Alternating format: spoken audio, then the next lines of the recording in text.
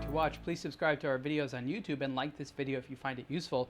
This is a review of the Davosa Titanium Chronograph. That's the name of the watch, the Titanium Chronograph.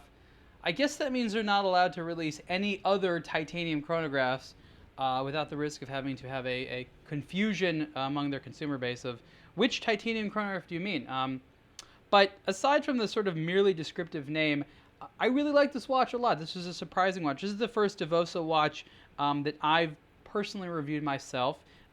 It's a smaller German brand that tends to focus on, I would call them higher value pieces, meaning not expensive, but less expensive watches where they're trying to sort of give you a lot for your money.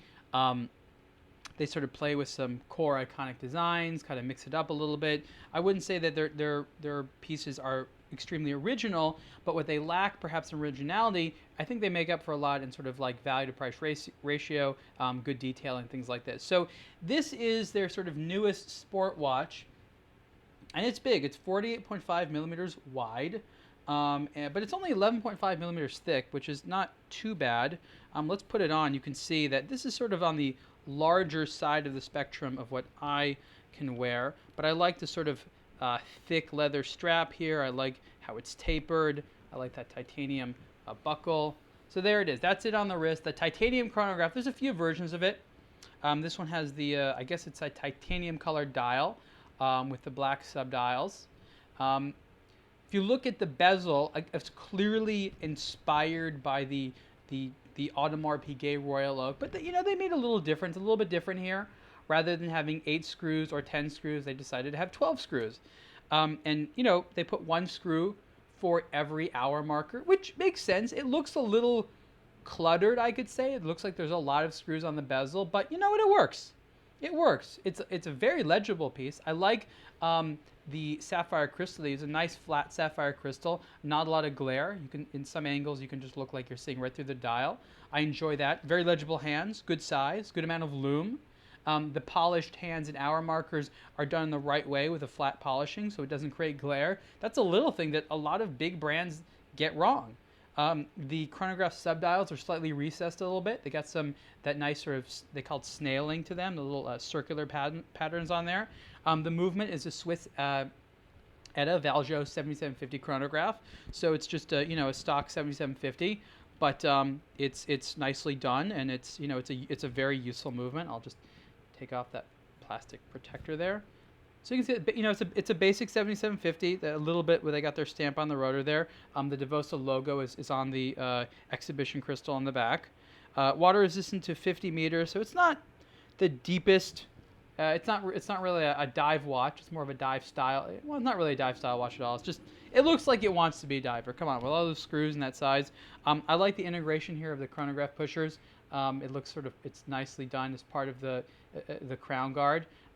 Screw-in crown, nice logo and relief there. Davosa, you can see their logo there's like a little bit of I think it's like a plane. I think a lot of their watches are sort of like pilot themed, and then they branched out a little bit as well.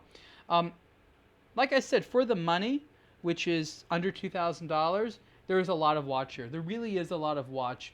And the detailing is very good. So I guess the first thing that I was very impressed about was, like I said, really just the detailing, the amount of detailing and quality of finishing and little details that you get for the money. And that's something that I don't underestimate at all, because I've seen a lot of watches that are more expensive, cut corners, try to put things on branding. A brand like this is really basically saying, okay, watch lovers know what they're looking for. There's certain designs that they're looking for, and they have certain expectations. Let's try to meet those expectations in as nice as a product as possible for an affordable price. And that's what Davosa is doing, and you got to respect that because they do it well. It's really kind of like a no BS brand.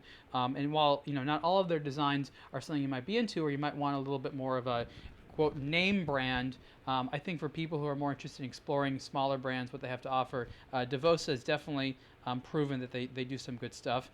And the titanium chronograph is a good example. Again, this is not the style for everyone, but I happen to like this a lot. And if you want a budget Royal Oak offshore, I can't really think of too many things that would do better than this, that look at least a little bit unique and original, but give you that same type of wearability.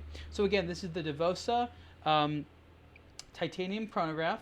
There's a limited edition model that has a carbon fiber face, and there's a different version of this with a PVD black coated case, and there's some different dial versions as well. Like if you don't like this titanium color dial, there's a black dial in the sub dials, I believe, are this titanium color. So there's a little bit of variation. Price is 1,698 euros for this version, and it fluctuates a little bit up and down. But I believe this version is the actually, you know what? This version has the steel bevel. It's this PVD steel bezel. There's one with all titanium that has a titanium bezel. So this was actually less at 1,648 euros. The 1,698 euro version is a full titanium, but again, I happen to like this one. So again, you can see the full review on aBlogtoWatch soon. Thanks.